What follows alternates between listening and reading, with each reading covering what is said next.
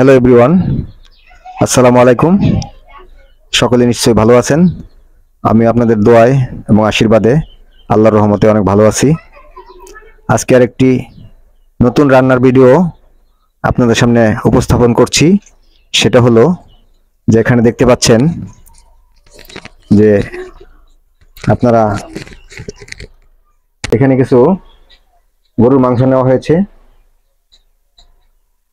আমরা আজকে গরুর মাংসটা একদম হাতের নাগালে যে মশলা আছে সেই মশলা দিয়ে আমরা আজকে গরুর মাংসটা রান্না করব। আর এই রান্নার ভিডিওটি আপনাদের সামনে শেয়ার করছি। আপনারা ধৈর্য সহকারে ভিডিওটি দেখবেন, আশা করছি আপনাদের ভালো লাগবে। তো চলুন মূল ভিডিওতে ফিরে যাওয়া যাক। Okay, let's go.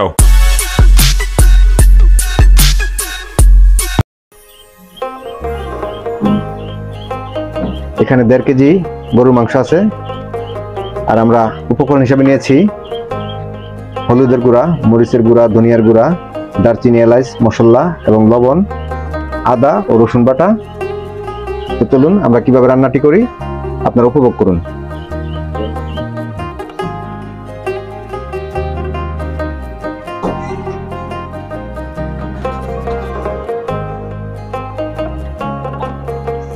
তো আমরা এই গরুর মাংসটা রান্না করার জন্য চুলার উপর বসিয়ে দিলাম একটি পাতিল।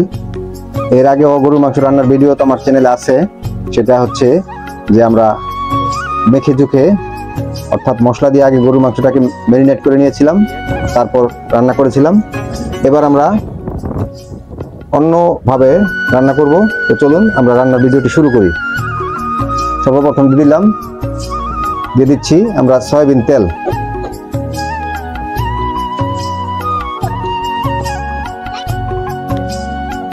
তেলটা গরম হয়ে যাওয়ার পর আমরা দিয়ে দেব পেঁয়াজ কুচি।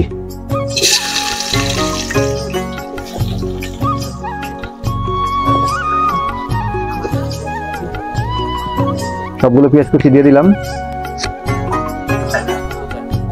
পেঁয়াজটা একটু নেড়েচেড়ে ভেজে নেই।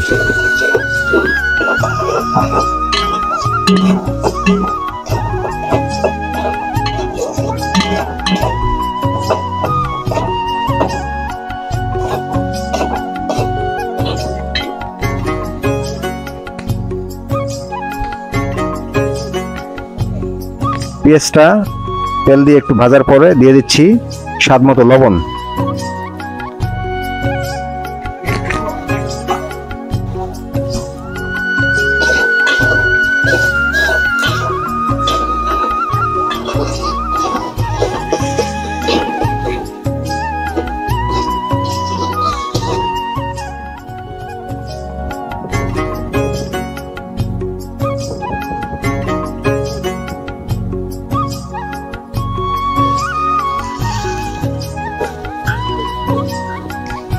এখন দিয়ে দিব শুকনো মরিচের গুঁড়া,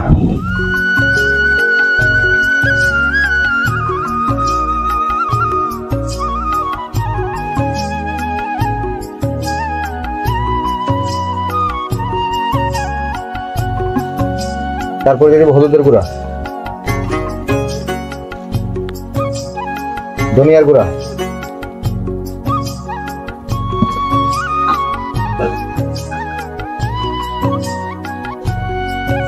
তেজপাতা, এলাচ এবং দারচিনি দিয়ে দিচ্ছি। মশলাটাকে ভালোভাবে কষিয়ে নেব। মাংসের সাথে মেখে নেওয়ার পর আমরা এখন এটাকে ঢাকনা দিয়ে ঢেকে দেব। ফিরবো 20 মিনিট পর। ততক্ষণ আপনারা আমাদের সাথেই থাকুন। মশলাটা কষানোর জন্য অল্প পরিমাণ পানি দিয়ে দিচ্ছি।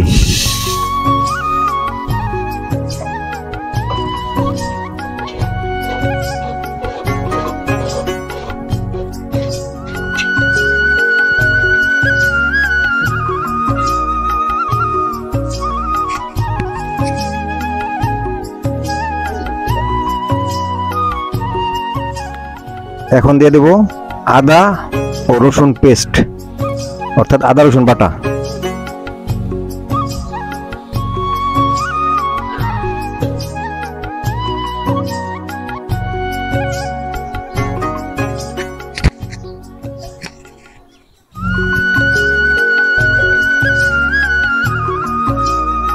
আমাদের মশলাটি দেখুন আপনারা কি সুন্দরভাবে কষানো হয়ে গেছে। এখন এই মশলার ভিতর দিয়ে দিব আমাদের এই গরুর মাংসগুলো। আস্তে আস্তে আমরা ঢেলে দিচ্ছি।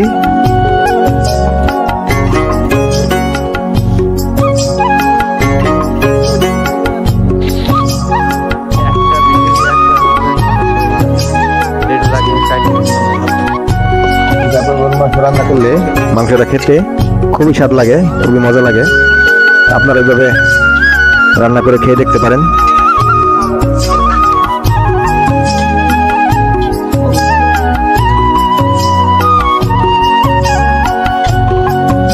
সব দিকে নেড়ে চেড়ে মাংসের সাথে মশলাটাকে মেখে নিচ্ছি।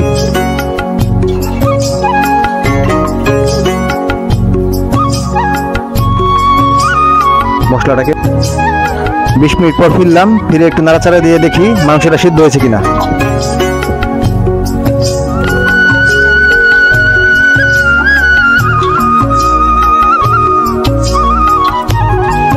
মাংসটা মনে হয় সিদ্ধ হতে আর একটু সময় লাগবে, তো আমরা পুনরায় আবার ঢাকনা দিয়ে ঢেকে দেব।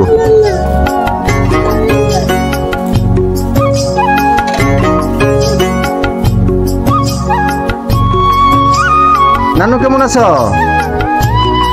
এই যে কেমন আছো তুমি? হ্যাঁ লাগাই দেই, লাগাও। কেমন আছো তুমি বলো? সালাম দাও। আসসালামু আলাইকুম বলো। সবাই কেমন আছেন বলো?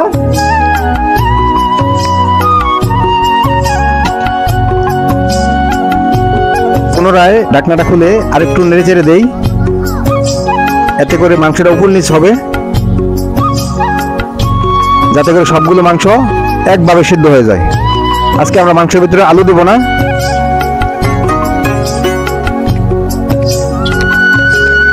এর আগে যে ভিডিওটি আপলোড দিয়েছিলাম সেটার ভিতরে মাংসের ভিতরে আলু দিয়েছিলাম। আজকে আমরা মাংসের ভিতরে আলু দেবো না, তো আলু ছাড়াই আজকে গরুর মাংস পাক করব। তো আমাদের সাথেই থাকুন, দেখতে থাকুন আমরা কিভাবে মজাদার এবং মুখরোচক গরুর মাংস পাক করি।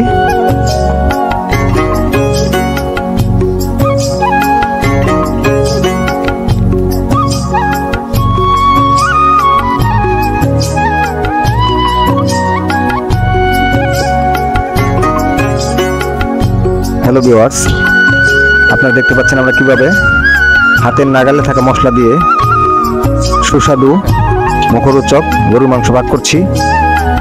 আজকের মাংসটা আমরা তেমন একটা ঝোল রাখবো না, কষা কষা রাখবো, তাই আমরা এর ভিতরে আলু দিচ্ছি না। তো আপনারা এইভাবে রান্না করে খেয়ে দেখবেন।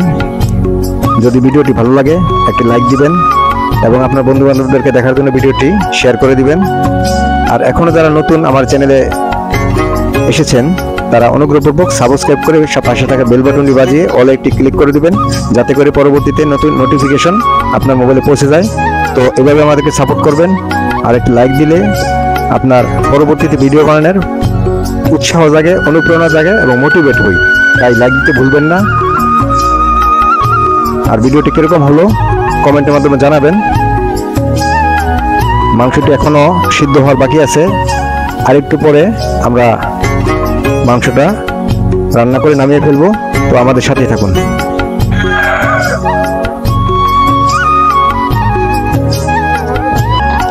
হ্যালো ভিউয়ার্স, আমাদের গরুর মাংসের তরকারিটি রান্না প্রায় শেষ পর্যায়ে। এখন আমরা এর ভিতরে দিয়ে দিব সে আমাদের হাতে বানানো যেই মিক্স মশলা, সেই মিক্স মশলাটি এখন দিয়ে দিব।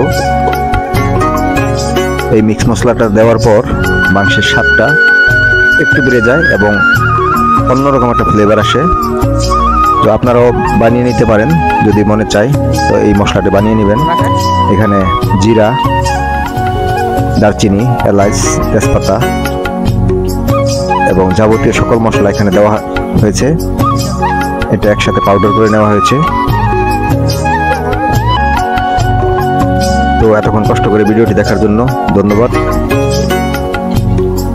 এইভাবে আমাদেরকে সাপোর্ট করবেন, পাশে থাকবেন। আজকের ভিডিও আর লম্বা করব না, তো এই পর্যন্তই রাখবো। সকলে ভালো থাকেন, সুস্থ থাকেন। দেখা হবে পরবর্তীতে নতুন কোনো ভিডিওতে, নতুন কোনো জায়গায়। তো আজকের মতো আল্লাহ হাফেজ।